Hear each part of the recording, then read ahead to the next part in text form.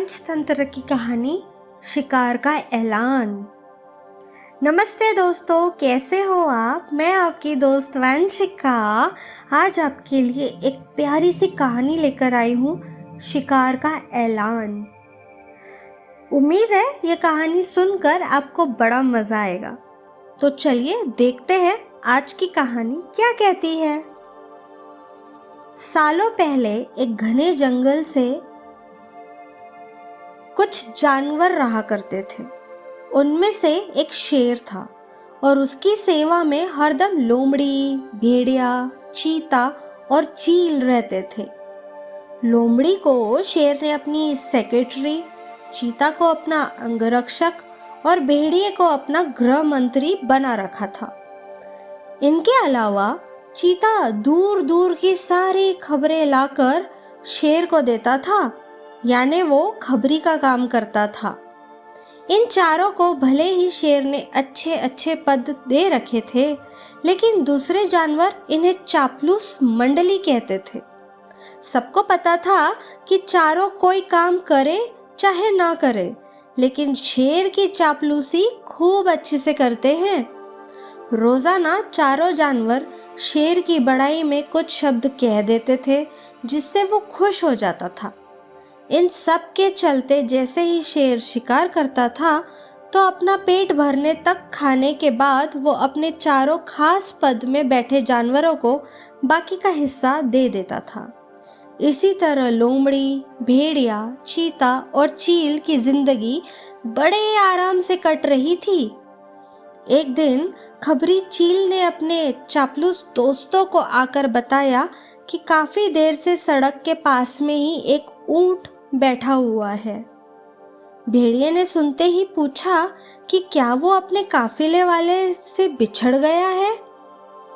चीते ने इस सवाल को सुनते ही कहा, चाहे जो भी हो, हम उसका शिकार करवा देते हैं शेर से।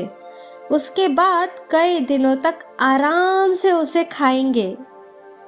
इस बात को सहमति देते हुए लोमड़ी ने कहा कि ठीक है, मैं जाकर राजा से ये बात करती हूँ। इतना कहकर सीधे लोमड़ी शेर के पास पहुंची और बड़े प्यार से बोली, महाराज, हमारा दूत खबर लेकर आया है कि एक ऊंट हमारे इलाके में आकर सड़क के किनारे बैठा हुआ है। मुझे किसी ने बताया था कि मनुष्य जिन जानवरों को पालते हैं, उनका स्वाद काफी अच्छा होता है, एकदम राजाओं के खाने के लायक। अगर आप कहें तो मैं ये ऐलान करवा दूं कि वह ऊंट आपका शिकार है। लोमड़ी की अच्छी बातों में आकर शेर ने कहा, ठीक है। इतना कहते ही वह उस जगह पर पहुंच गया जहां ऊंट बैठा हुआ था। शेर ने देखा कि वो ऊंट काफी कमजोर है और उसकी आंखें भी काफी पीली हो चुकी हैं। उसकी ऐसी हालत शेर से देखी नहीं गई। उसने ऊंट से पूछा कि दोस्त, तुम्हारी ऐसी हालत कैसे हो गई? कराते हुए ऊंट ने जवाब दिया, जंगल के राजा, क्या आपको नहीं पता कि सारे इंसान कितने दयाहीन होते हैं? सारी उम्र मुझसे एक व्यापारी ने माल ढुलाया। अब मैं बीमार हो गया तो उसने मुझे अकेले मरने के लिए छोड़ दिया। उसने सोचा कि मैं उसके किसी काम का नहीं रहा, इसी वजह से अब वो मुझे अपने साथ नहीं रख रहा है और ना ही मेरा इलाज करवा रहा है। अब आप ही मेरा शिकार कर दीजिए ताकि मुझे इस दर्द से मुक्ति मिल जाए। इन सब बातों को सुनकर शेर काफी दुखी हुआ। उसने ऊंट से कहा कि अब तुम इसी जंगल में रहोगे हमारे साथ। यहाँ तुम्हें कोई भी नहीं मारेगा। मैं ऐलान कर देता हूँ कि तुम्हारा शिकार कोई जानवर नहीं करेगा। शेर की इस दयालुता को देखकर चारों चापलूस जानवर दंग रह गए। धीमी आवाज में भेड़िए ने कहा कि कोई नहीं, बाद में इसे किसी तरह से मरवा देंगे। अभी जंगल के राजा का आदेश मान लेते हैं। ऊंट अब उसी जंगल में आराम से रह रहा था। अच्छे से हरी घास खाते खाते ऊंट एक दिन बिल्कुल स्वस्थ हो गया। वो हमेशा शेर के प्रति आदर भाव रखता था और शेर के दिल में भी उसके लिए दया और प्रेम की भावना थी। अब शेर की शाही सवारी भी स्वस्थ ऊंट निकालता था।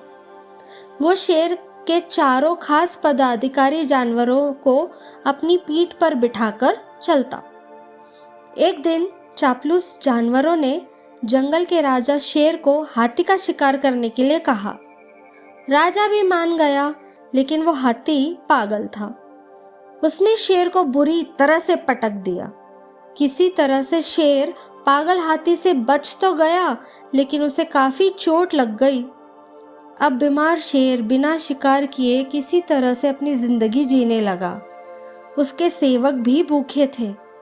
उनके मन में हुआ कि आखिर ऐसा क्या करे कि वो कुछ खाने को मिल जाए। फिर उनका ध्यान हट्टे कट्टे हो चुके ऊंट पर गया। सबने मिलकर तरकीब सोची और राजा के पास चले गए। सबसे पहले भेड़िए ने कहा कि महाराज, आप कितने दिनों तक भूखे रहेंगे? मेरा शिकार करके मुझे खा लीजिए, आपकी भूख मर जाएगी। फिर चील कहने लगी कि राजा साहब, भेड़िया का मांस खाने लायक नहीं होता है, आप मुझे खा लीजिए। चील को पीछे ढकेलते हुए लोमड़ी बोली, तुम्हारा मांस इनके दांतों में ही लगकर रह जाएगा, आप इसे छोड़िए, मुझे खा लीजिए। एकदम से फिर चीता बोला कि इसके शरीर में आपको सिर्फ बाल ही मिलेंगे, आप मुझे खाकर अपनी भूख मिटा लीजिए। ये सब उन चापलूस जानवरों का नाटक था, जिसे ऊंट नहीं समझ पाया। उसने भी एकदम से कहा कि महाराज, मेरी जिंदगी तो आपकी ही दी हुई है, आप इस तरह से भूखे क्यों रहेंगे? आप मुझे मारकर खा लीजिए। चारों चापलूस जानवरों को इसी बात का इंतजार था। उन्होंने एकदम कहा कि ठीक है महाराज, आप ऊंट को ही खा लीजिए। अब तो ये खुद ही कह रहा है कि मुझे खा लो, और इसके शरीर में मांस भी काफ़ी ज़्यादा है। अगर आपकी तबीयत ठीक नहीं लग रही है तो इसका शिकार हम कर देते हैं। इतना कहते ही चीते और भेड़िए ने मिलकर एक साथ ऊंट पर हमला कर दिया। कुछ ही देर में ऊंट की मौत हो गई। कहानी से क्या सीख मिलती है दोस्तों? कहानी से हमें ये सीख मिली है कि अपने आसपास चापलूस लोगों को नहीं रखना चाहिए। वो हमेशा अपने फायदे की ही सोचते हैं। तो ध्यान से आज की कहानी का सीख याद कर लो दोस्तों। जो चापलूसी करता है, जो स्वीट टॉकर होता है, वो हमारे लिए डेंजरस है। समझ में आया? तो चलिए, मैं फिर मिलूंगी एक अनोखी ऐसे ही मज़ेदार कहानी और मज़ेदार सीख के साथ। तब तक आप सब अपना ध्यान रखेंगे, मम्मी पापा को तंग नहीं करेंगे, चापलूसी स्वीट टॉकर लोगों से दूर रहेंगे। तो फिर मिलते हैं अगली बार। टेक केयर, बाय बाय, अलविदा।